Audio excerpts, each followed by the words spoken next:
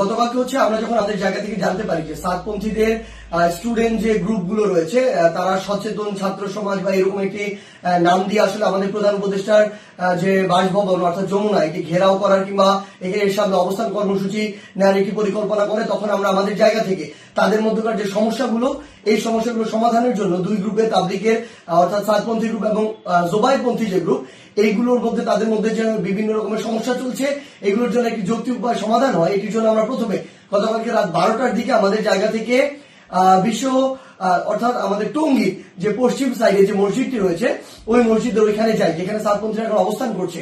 সেই জায়গাটিতে আসলে আমরা গিয়ে তাদের সাথে রাত 12টা থেকে প্রায় 2টা পর্যন্ত কথা বলি এবং তাদের জায়গা থেকে তারা যে চিন্তাটি করেছিল সকাল 10টায় এখানে তারা অবস্থান কর্মসূচি ঘোষণা করবে এরকম একটি কথা ছিল এবং তারা বলেছিল এটি কেন, কারণ তারা মাওলানা সাদ সাহেবের ভিসা চায় এবং তারা তাদের জায়গা থেকে 5 দিনের জোর করার 20 থেকে 25 তারিখ পর্যন্ত জোর করার একটি দাবি জানায়।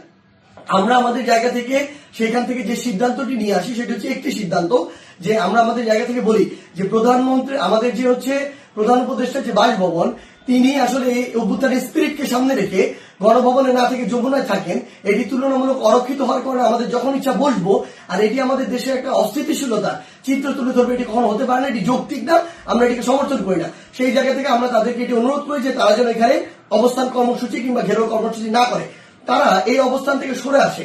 তারা তাদের জায়গা থেকে স্পষ্টভাবে দুইটি দাবি জানায়।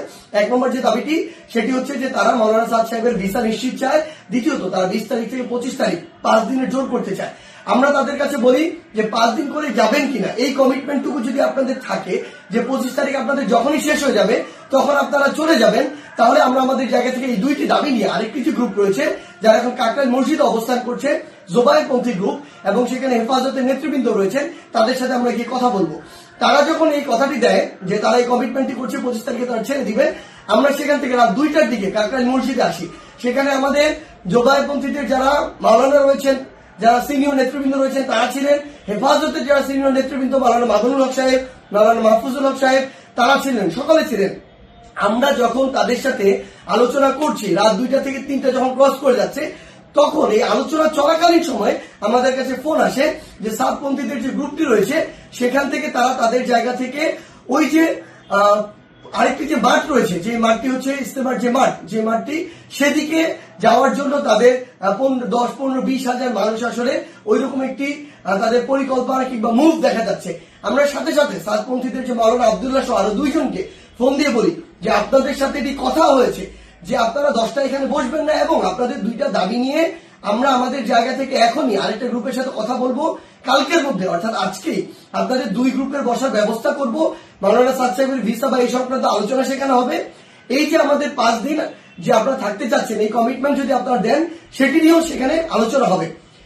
যখন আমরা জানতে পারি তাদের দিকে মুভ করছে আমরা তাদেরকে স্পষ্ট করে বলি আপনারা যদি সেদিকে মুভ করেন আমাদের আলোচনা চলাকালীন তাহলে আপনারা আমাদের আলোচনাকে অসম্মানিত করছেন এবং আমাদের প্রতি যে শ্রদ্ধাটুকু রাখা উচিত আপনাদের সেটুকু আপনারা রাখছেন না।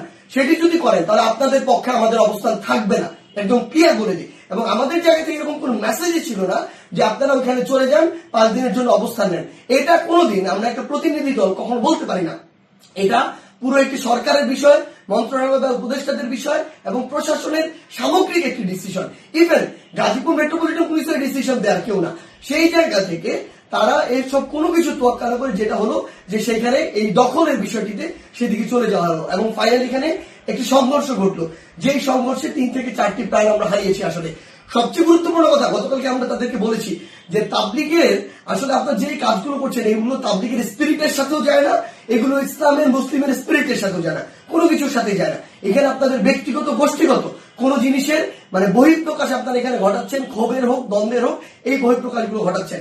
এবং সবচেয়ে গুরুত্বপূর্ণ বিষয় হচ্ছে যে এই জিনিসটি হয়েছে এখানে এটা সম্পূর্ণ অনাকাঙ্ক্ষিত এবং আমাদের মতের বাইরে গিয়ে এই বিষয়টি আসলে গতকালকে সেখানে হয়েছে এবং আমাদের আলোচনাকে শ্রদ্ধা বা সম্মানটুকু জানানো হয়নি এবং আরেক পক্ষের সাথে আলোচনা চলাকালীন সেখানে এরকম আক্রমণ এবং রক্তাক্ত ঘটনা ঘটেছে।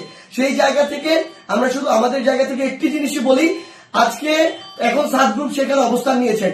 আমি জোবাইরপন্থীদের যারা রয়েছেন আপনাদেরকে একটি বিষয় শুধু অনুরোধ করব, যেটি গতকালকে রাতে তারা ঘটিয়ে ফেলেছেন বা বিভিন্নভাবে ঘটে গিয়েছে সেই একই জিনিসের জন্য বড়ভাবে আর পুনরাবৃত্তি না হয়। কাউকে না কাউকে আসলে এই পরিচয়টুকু দিতে হবে যে আপনি যে তাবলীগ দ্বীনের প্রচার ইসলামকে ধারণ করে, এবং এটার জন্য আমাদের এই রক্তারক্তিটি এড়াতে হবে। আমরা যেন এই মনে না করি যে এখানে জীবন দিয়ে দিব আর শহীদ হয়ে আমি জান্নাতে চলে যাব। আমরা আমাদের ক্ষুদ্র জ্ঞান থেকে মনে করি এটা শহীদ হয়ে জান্নাতে যাওয়ার কোনো জায়গা হতে পারে না, এটা কোনো উপায় হতে পারে না, বরং এটা তাবলীগের মধ্যে, ইসলামের মধ্যে, মুসলিমের মধ্যে, দেশের মধ্যে একটি বিশৃঙ্খলা সৃষ্টি করা হচ্ছে। আমরা প্রশাসনকে উদাত্ত আহ্বান জানাই আমাদের জায়গা থেকে, গতকালকে যারা এটার সাথে সংশ্লিষ্ট ছিল, জড়িত ছিল, তাদের দৃষ্টান্তমূলক শাস্তি দিতে হবে। তারা যদি ইভেন কোন একটি গ্রুপের সর্বোচ্চ নেতা হয়, তার বিরুদ্ধেও যথাযথ ব্যবস্থা নিতে হবে, আইনের আওতায় নিয়ে আসতে হবে। আদারওয়াইজ এই জিনিসটিকে যেভাবে চিত্রায়িত করা হচ্ছে সেটি কোনোদিন তাবলীগ হোক, মুসলিম হোক, ইসলাম হোক, কোনো কিছুর স্পিরিটের সাথে যায় না এবং এটি হতে পারে না।